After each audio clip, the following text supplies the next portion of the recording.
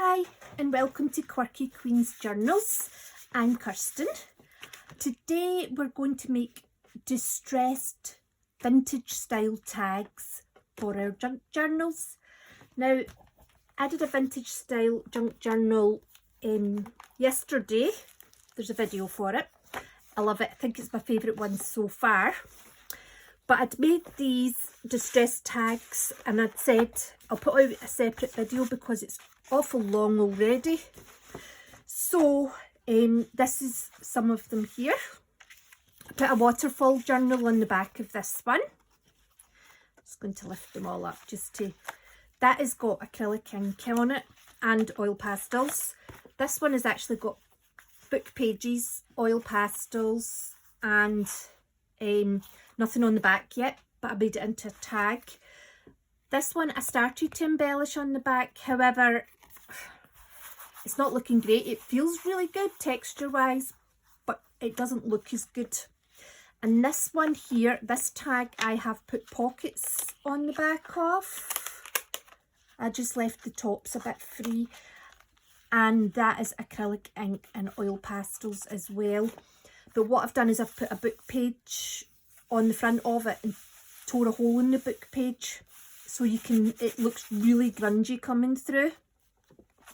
So I'm going to put this away because if not I'll just want to look at it, and I'll show you how I made the tags. I have a glue book, and what I've done is I started to put copper acrylic paint and acrylic ink on the back of this, and I was planning to do it to them all, but I haven't done that yet. But anyway, how I've made these is all my scraps, which is a massive box, and I've just put Mod Podge onto the book page, and then I've put a layer of scraps on top of that, and then I've put another layer of Mod Podge on top of the scraps, and I've stuck a sheet of tissue paper down. So I'll do one just now. The book is, I mean, the pages are starting to stick together, but I just pull them apart because I'm using this for more. The roughness of the page edges will help with the distressed effect. See the way this is one here? It's quite, it's raggedy, but it looks a natural raggedness. It's not just a clean tear.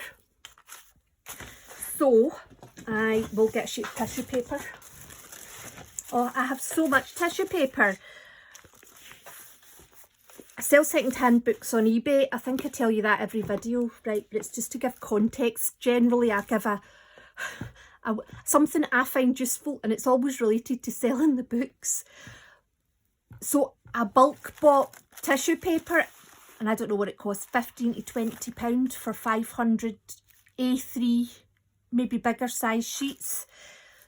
They're not really great with the books. I now use bubble wrap bags because they just tear. So see, by the time it gets to the person, it probably actually, it looks worse than it would have done if I hadn't tried to wrap it nice. So I use it in the art now because I like to do jelly prints on the tissue paper because it's very, very translucent when you put it onto like abstract art on a canvas and stuff. So that is that. So there we go. I'm actually going to go and get my box of scraps to use. I just made this box this morning. You should see the stuff I threw out. I basically took all the kind of white bits off so that it really was useful scraps. I'm just going to grab a handful.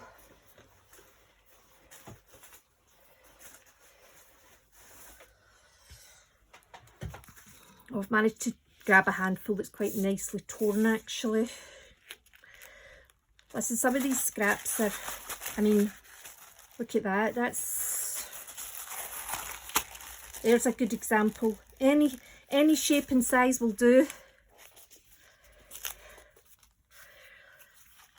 I don't really think about the colours either because it's more about creating texture this, And with the tissue paper going over the top, it really does mute it down quite a lot. I've also got different types of paper. I've got like cheap drawn paper. This is very thin paper out of a a really heavy, thick textbook.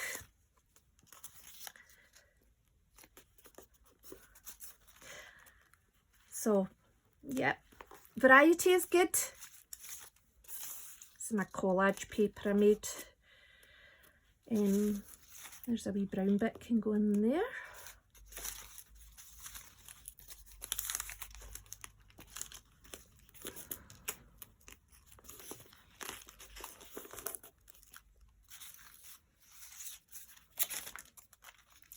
There we go. It doesn't need to, as well, it doesn't need to fully cover because it's for making texture. Actually, gaps are good. And obviously, the more you overlap it, the thicker it's going to be. So it's really just about considering what you're wanting. For me, I just try and have one overlap and I try and leave some wee gaps.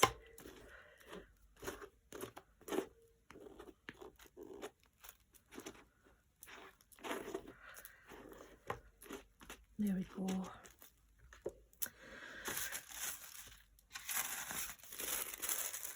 So what I do is, I don't know if this does anything or not, but I basically try and stick it with the shiny side facing up the way. No, this one's actually a bit too small for it, but that's okay.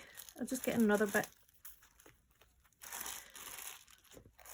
So I try and lay it without wrinkles, however, it doesn't always work. And obviously the wrinkles just add to it as well, so there we go.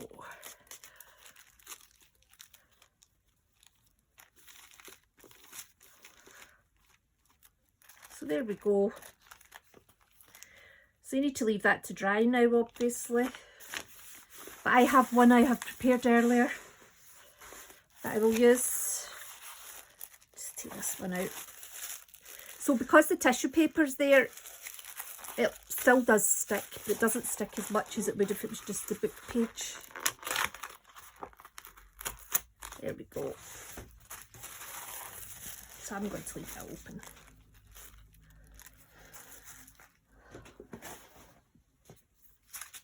Okay, so this was dried and I've just pulled it from the book, and I'm going to find something to cover it with, a nice patterned paper. I do really like these floral ones.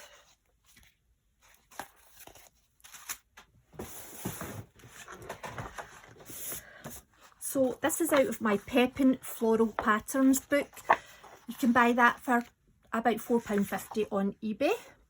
And it's literally, at least 3/4 of the book is double-sided pages of floral patterns, which makes it difficult to choose, but we will just need to live with that. So I'm going to take the edges off with the ruler. I see people using these rulers that have got a torn edge to them that gives a torn edge when it tears. I'd like to invest in one of them. I'll add it to my list. Right, so I do want to keep a bit of the edge, so I'm not going to put as much pressure on the ruler this time because I kind of want it to be really quite torn looking. Not sure that worked. In fact, I think it's better at that side. Never mind. I do want some of the white edge showing because that's what you put the oil pastel onto, or the distress ink, whatever it is that you're choosing to use. Right, so we're sitting about here. So I want to put some papers around here. So what I'm going to do is Mod Podge. Not Mod Podge, matte medium.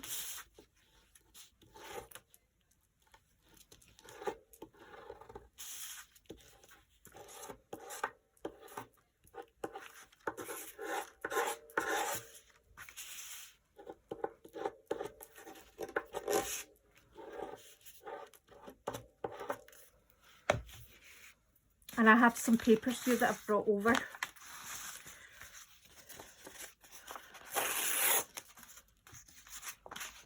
And that's nice in the back with the gold. And what I want to do is I want the torn bits of this paper to hang over the edge.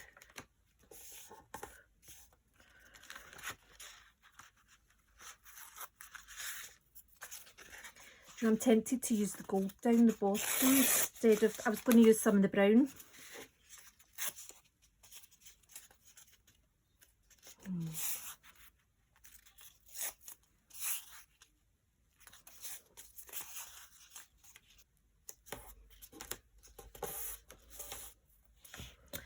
Hope that's enough.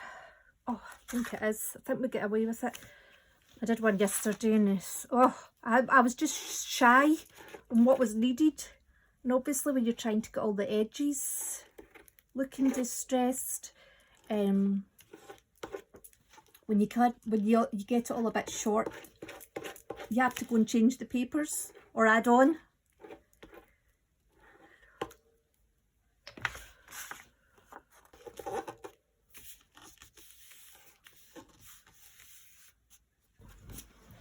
I gave the bone folder a little clean. It's not great,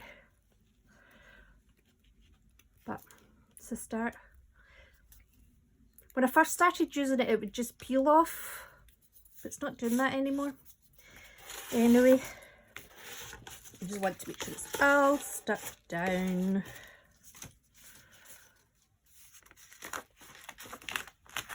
There we go.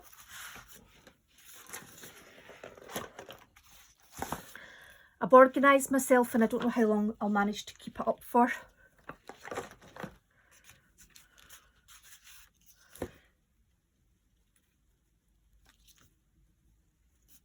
So basically I'm just running some of the raw umber oil pastel. It's just a sort of dark brown.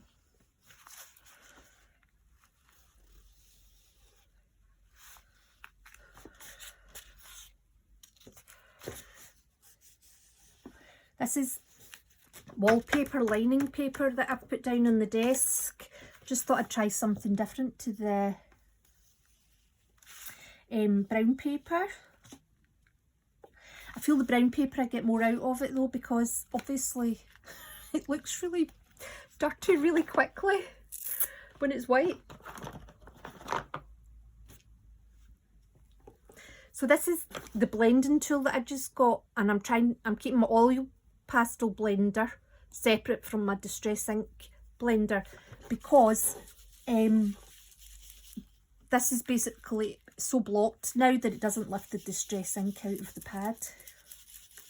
But this is wonderful for doing the oil pastel. I was doing this with my fingers and it was hard going, and this does a much better job than I can do with my hands.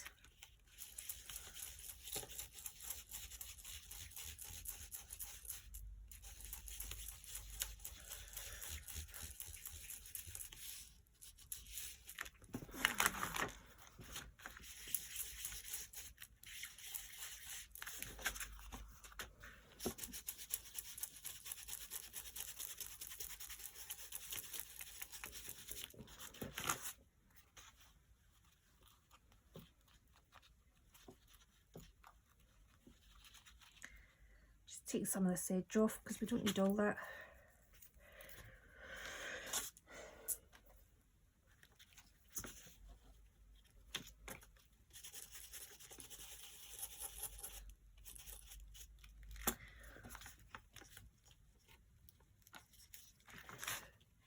So now I'm just going to run it down the actual sides of it.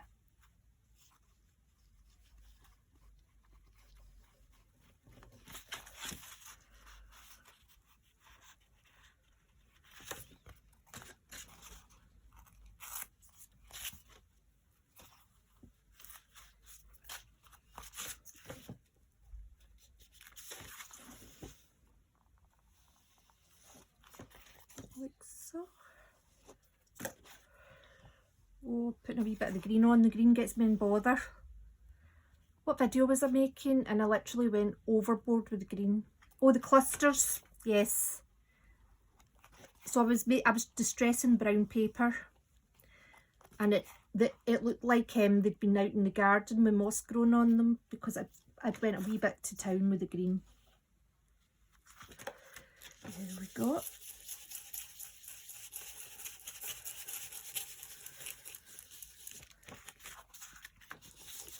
You just do this until you're happy. I find that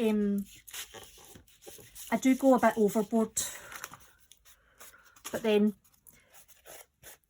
the more I do it, the more that I'll realise when's the best time to stop. I also like to get that kind of circular, because obviously when it ages, it comes in from the corners and the sides, so you end up with this sort of circular effect happening.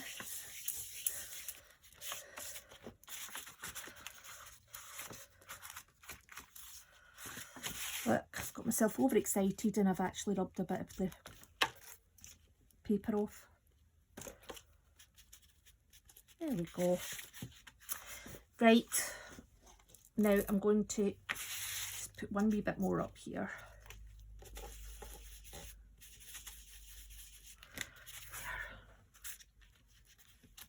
And here.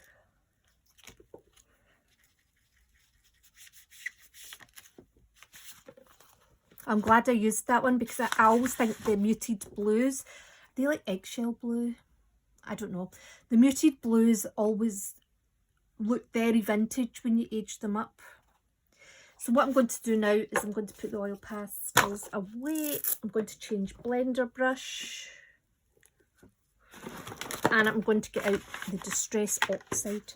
Now, I'm not sure what the difference between Distress Oxide and Distress Ink is. I think it's to do with how they, if they react with water or not.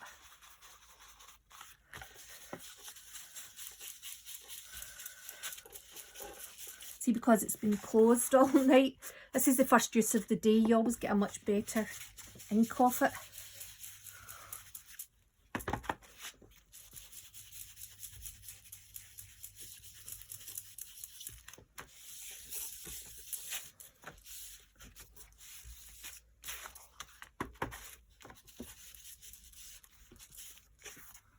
And then I'm also going to do it on this side as well, but maybe not these bits, just here. I don't want to go too much because I don't want to block it. And I'm just going to round the corners. Then I'll need to go back in, of course. I always forget that.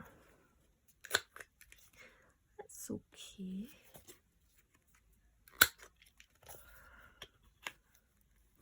That one is rounded already. Right.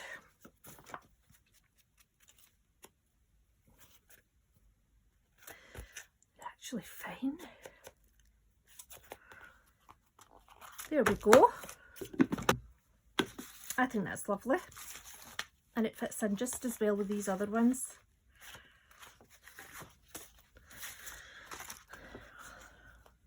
There you go.